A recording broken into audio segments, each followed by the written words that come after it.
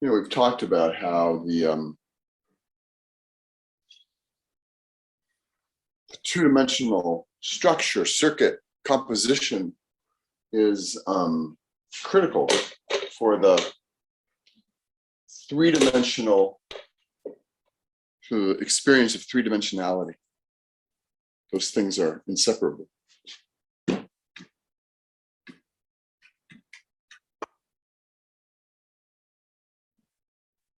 When you say circuit, is that synonymous with the grid?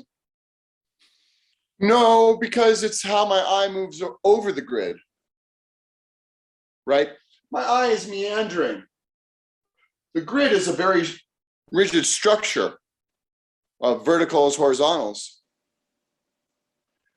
all running parallel to the four sides of the rectangle.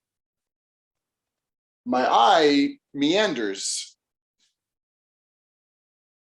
But yeah, it's the two-dimensional aspect of the thing. So yeah, in that sense, yeah, the grid. But it's the circuit over the grid.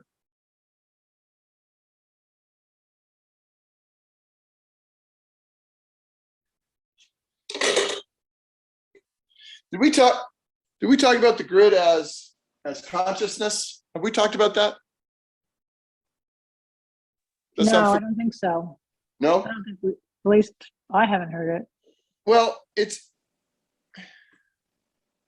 so one of the things that happens in the 19th century is we have this shift, from being the figure being central, like in French Academy, history painting, figuration, making the compositions work for the sake of the figure and the narrative of the figures of the people, of us. And then we get,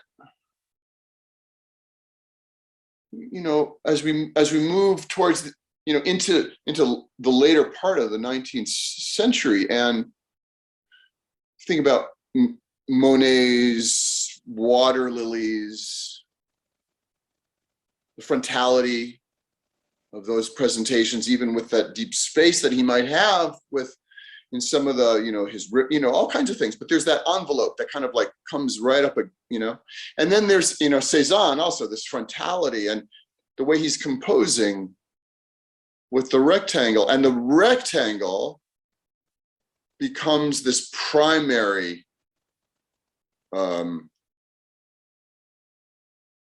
element. It becomes in some ways, the first concern as we move into the 20th century. So much is, Cubism, think of de Kooning after that, and, Rothko, and, all in relation to this rectangle, Agnes Martin,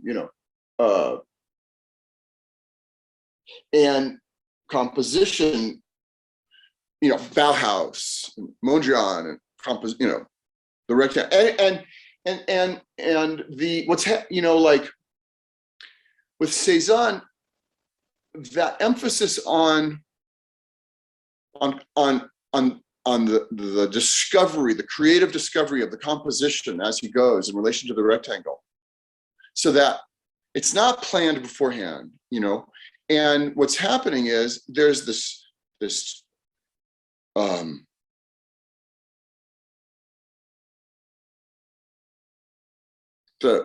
this triad of the motif and the canvas and his inner sensibility that is sort of navigating the demands of nature and the ongoing development of the composition and the demands of the rectangle. And his inner sensibility becomes this overt player. Like when we look at a Cézanne, like it's really clear that's a subjective experience. There was no longer a pretension that this is somehow going to be, an objective rendition of reality. It's like, well, not an optical reality. It's a subjective experience. Okay. And so we start to have this very, very overt play of the individual's experience or the individual subjectivity happening on the canvas. And we have the 20th century and we have modernity. And so the grid, the canvas, the rectangle becomes this formal vehicle for the play of our experience, of our subjective experience. But if you drop it down under that, and you can see this in painters like Agnes Martin or Milton Resnick or Rothko, right? Where it's just stripping back to awareness, presence, and that the grid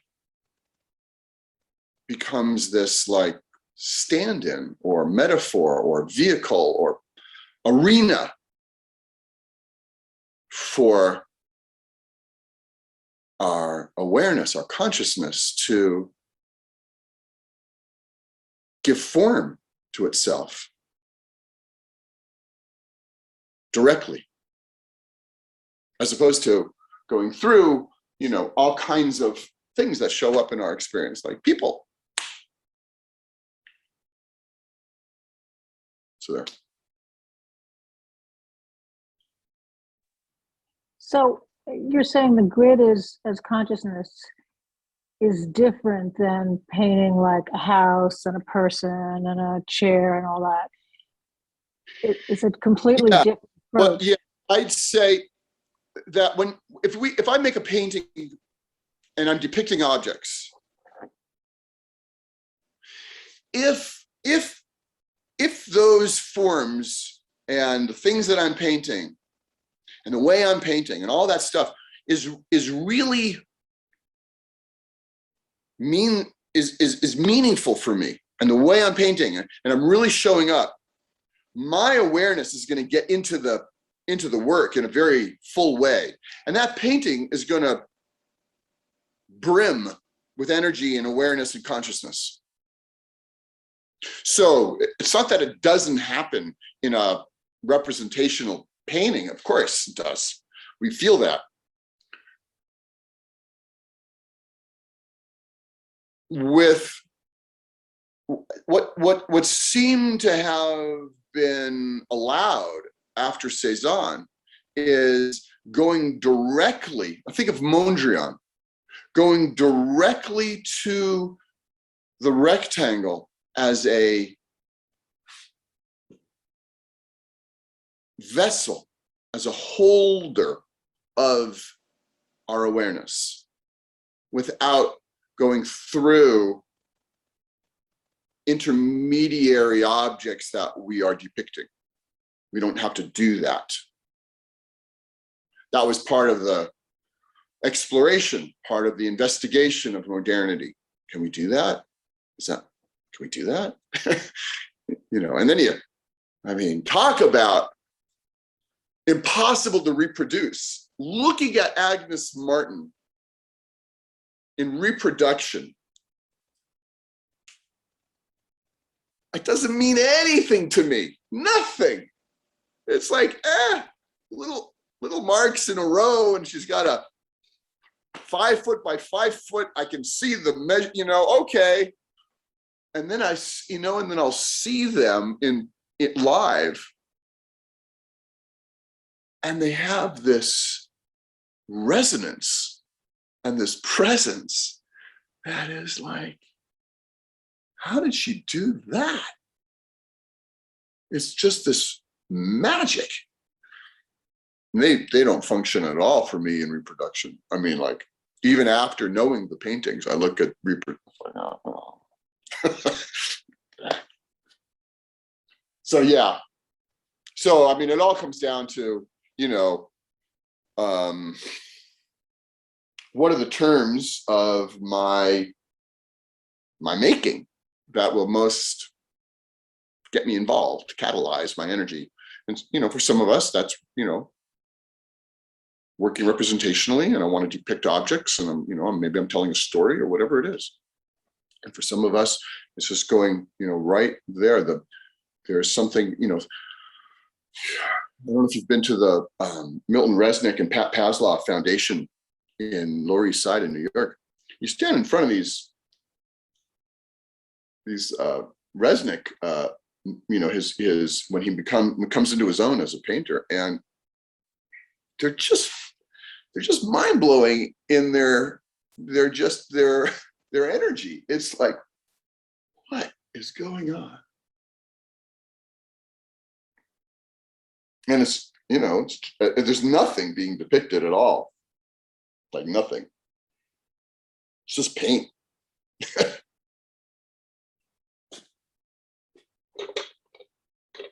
So yeah, the rectangle.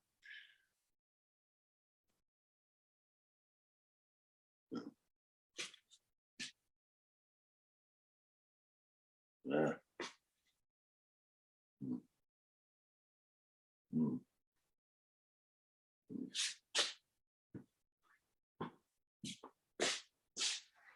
Oh, what am I going to do? You know, it's just, you keep on whacking away until something starts to show up. Really, it's really, I mean, really. Truly, truly.